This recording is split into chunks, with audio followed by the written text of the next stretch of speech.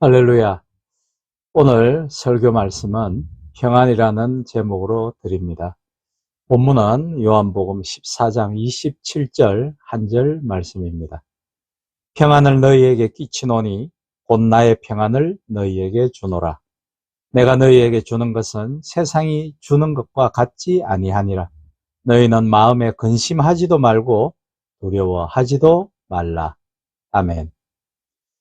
이 말씀은 예수께서 십자가에 달리실 날을 3일 앞두고 제자들에게 하셨던 마지막 당부의 말씀입니다.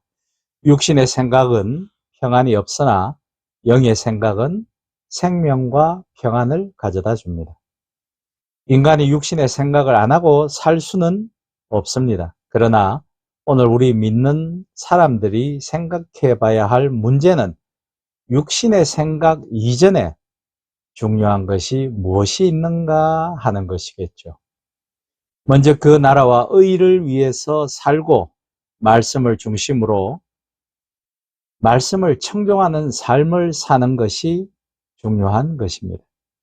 인간은 성령님과 더불어 살아가는 은혜를 받지 못할 때에 육의 생각에 젖어들게 됩니다.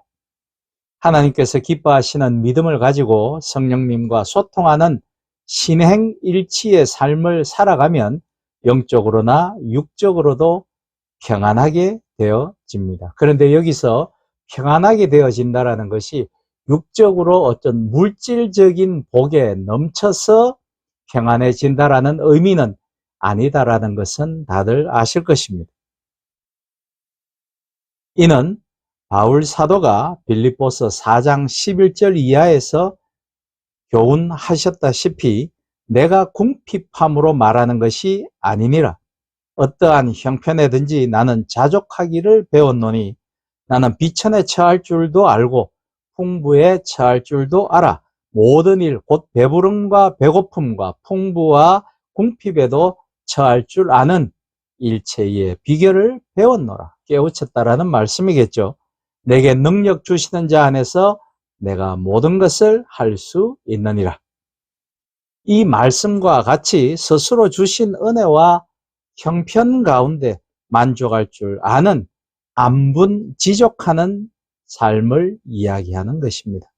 또한 절대 가능할 것 같지 않는 원수를 사랑한다든지 용서한다든지 또 그렇게 될 수 있게 해달라는 것, 규모 있게 살아가면서도 복음의 전파와 하나님 나라의 확장을 위해 나의 물질을 기꺼이 내어놓을 수 있는 것 등도 바로 영의 생각을 먼저 하는 사람들의 몫인 것입니다. 즉 깨우쳤다라는 뜻이겠죠.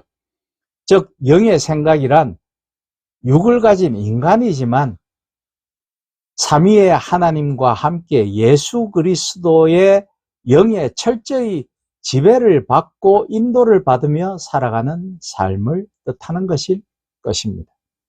그리스도인이 평안이 없다면 신앙생활을 잘못하고 있는 것이며 믿음이 약하다는 것입니다. 믿음은 근심을 온전히 주님께 맡겨드리는 것입니다. 근심이 있으면 사람의 마음에는 두려움이 생깁니다. 예수님의 온전한 사랑을 맛보지 못하고 체험하지 못하기 때문에 근심이 생기는 것이죠.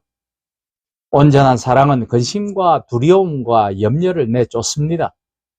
요한 1서 4장 18절에 이르기를 사랑 안에 두려움이 없고 온전한 사랑이 두려움을 내쫓나니 두려움에는 형벌이 있음이라. 두려워하는 자는 사랑 안에서 온전히 이루지 못하였느니라 라고 말씀하시기 때문입니다. 그렇다면 우리에게 평안이 없다면 그 이유는 무엇일까요? 그 이유는 의인은 출입의 복을 받아서 어디를 가나 복을 받고 늘 평안함이 있는 자라고 성경은 말씀하고 있습니다. 시편 121편 5절로 8절에 보면 여호와는 너를 지키시는 이시라.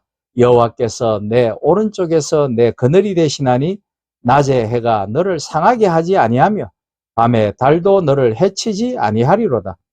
여호와께서 너를 지켜 모든 환난을 면하게 하시며 또 내 영혼을 지키시리로다.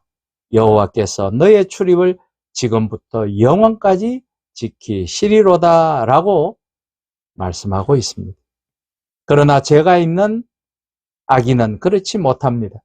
이사야서 48장 22절과 57장 21절에 보면 여호와께서 말씀하시되 악인에게는 평강이 없다라고 되어 있습니다.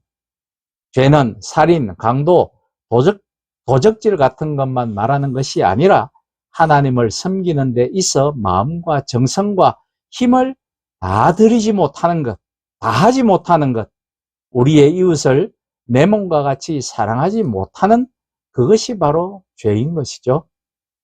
죄라고 하는 단어는 히브리어로는 하타라고 하며 그 뜻은 빗나가다, 잘못 행하다, 죄를 짓다 라는 뜻을 가지고 있고, 신약에서 나타나는 헬라어로는 하마르티아라고 하며 그 뜻은 관역에서 벗어나 있는 것의 뜻을 가집니다. 이 표현은, 이 죄라는 하마르티아는 신약에 한 500번 정도 등장하죠. 즉 죄라는 것은 하나님의 말씀에서 조금이라도 벗어나면 곧 그것이 죄가 된다라는 것입니다. 하나님의 말씀을 조금 어긴 일은 죄가 작고 많이 어긴 일은 죄가 큰 것이 아닙니다. 오로지 하나님의 말씀에서 아주 조금만 빗나가더라도 모두 죄라는 사실을 잊지 마시기 바랍니다. 거짓말 한 번 했다고 그것은 작은 죄고, 술 한 번 마셨다고 그것이 조금 더 큰 죄고, 사람을 죽였다고 그것은 더더욱 큰 죄, 그런 것이 아니라는 말씀입니다. 하나님의 보시기에 하나님이 가르쳐 주신 바, 내려주신 바 그 말씀에서 조금이라도 벗어나면 거짓말이나 술 먹음과 사람 죽인 것은 동일한 죄라는 것입니다. 관역을 향한 화살이 정조준하지 않고 약간만 벗어나더라도 멀리 있는 관역에 가까이 화살이 갈 때면 큰 차이로 벗어나는 것을 우리는 잘 알 수 있습니다. 그러므로 아주 사소한 것에서 하나님의 말씀에 순종하지 않고 불의와 타협하고 불의의 눈을 감는다면 종국에는 돌이킬 수 없는 죄로 심판받을 수밖에 없는 것이기 때문이죠. 창세기 3장 3절로 7절의 말씀에 아담은 죄를 지은 뒤 자신이 벌거벗은 것을 알았고 그로 인해 두려움이 생겼습니다. 그런 아담에게 하나님께서는 아담아 내가 어디에 있느냐라고 찾으셨습니다. 이 물음은 장소적 위치에 대한 물음이 아니라 지금 아담이 어떤 영적 또는 심리적 처지에 그런 상태에 놓여 있는가를 묻는 것입니다. 네가 왜 두려워하는가 라고 말씀이죠. 아담과 하와는 지어서는 안 될 죄를 지었기에 마땅히 있어야 할 그 장소, 하나님 바로 그 앞자리에 나타날 수 없었던 것입니다.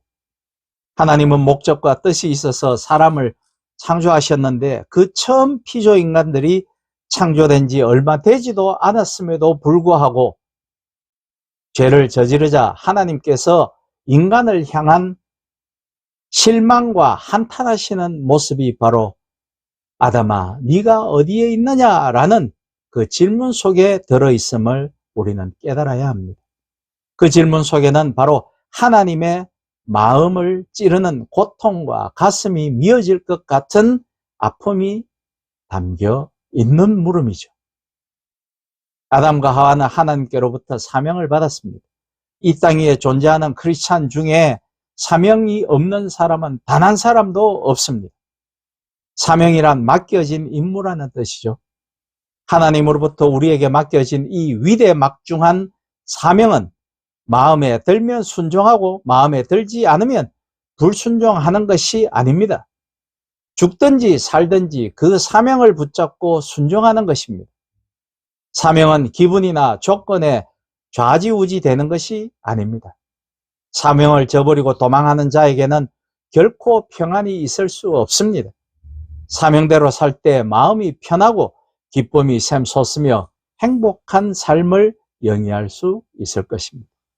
마태복음 26장 58절에 보면 예수님이 채찍에 맞고 끌려갈 때에 앞장서야 할 베드로는 예수님을 배반하고 멀찍이 뒤따라 따라갑니다. 이와 같이 사명대로 살지 않는 사람은 내가 불이익을 당할까 봐 예수님을 멀찍이 따라가는 베드로와도 같은 사람입니다. 예수님을 그는 3번 부인할 때 그의 마음, 베드로의 마음에는 평안함이 찾을 수 없었을 것입니다.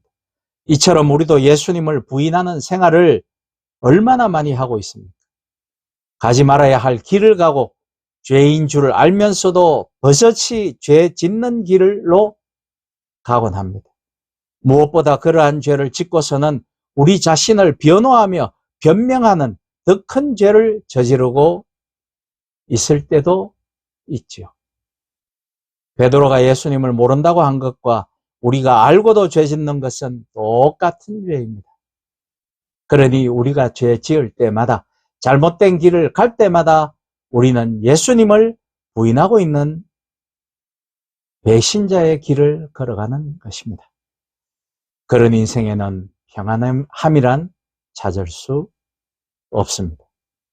그렇다면 왜 그런 평안함이 없이 우리는 살아가는 것일까요? 그것은 바로 우리가 하나님의 자녀가 되었고 예수께 붙잡힌 바 되었고 교회 안에 있다고는 하나 믿음의 진전 없이 하나님을 믿고 있다고 말하고 있기 때문입니다.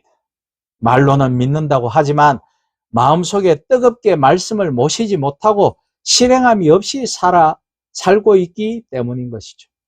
로마서 10장 17절에서 그러므로 믿음은 들음에서 나며 들음은 그리스도의 말씀으로 말미암았느니라고 말씀하셨듯이 성경을 읽기는 하나 그 생명에 귀정한 말씀을 듣기는 듣되 마음에 새기고 새겨 깨닫지 않으며 그 깨달은 바를 실천하지 않기 때문에 믿음이 확장되고 성장되고 자라나지 못하는 것입니다.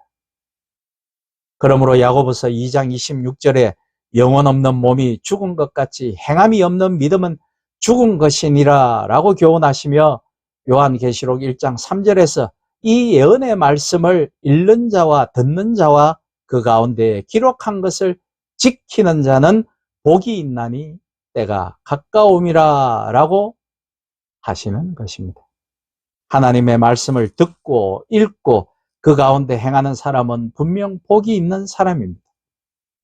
믿음이 있는 사람은 생활 속에 감사와 찬송과 기도가 항상 가득하며 그 가정은 그로 인해 늘 깨어 있어 예비하고 준비하는 신앙의 공동체가 되어 있는 것입니다.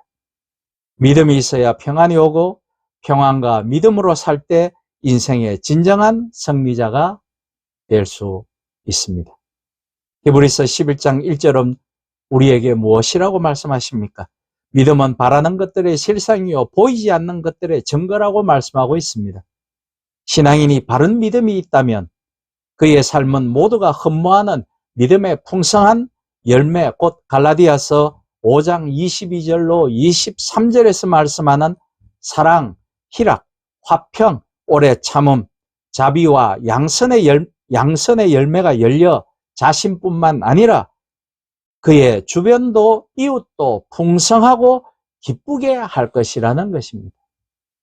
인간의 불안은 믿음이 없고 성실하지 못하고 정직하지 못하며 하나님께 최선을 다하지 못할 때 생기는 것입니다. 그러나 하나님을 믿고 의지할 때 우리는 바위 그늘처럼 안전합니다. 잠언 29장 25절에 사람을 두려워하면 올무에 걸리게 되지만 하나님을 의지하는 자는 안전하다고 되어 있습니다. 말씀을 맺습니다. 히브리서 12장 1절의 말씀에는 이러므로 우리에게 구름같이 둘러싼 허다한 정인들이 있으니 모든 무거운 것과 얽매이기 쉬운 죄를 벗어버리고 인내로서 우리 앞에 당한 경주를 하라고 말씀하고 있습니다. 사람, 권력, 물질을 믿고 의지하지 말고 예수 그리스도만을 따르는 삶으로 2024년을 앞을 향해 힘차게 달려가서 세상이 주지 못하는 사랑과 평강의 복을 받아 하나님 나라를 건설해가는 일꾼으로 늘 은혜와 사랑의 사람으로 믿음이 성장해 가시기를 주님의 이름으로 축복하며 부탁드립니다. 아멘.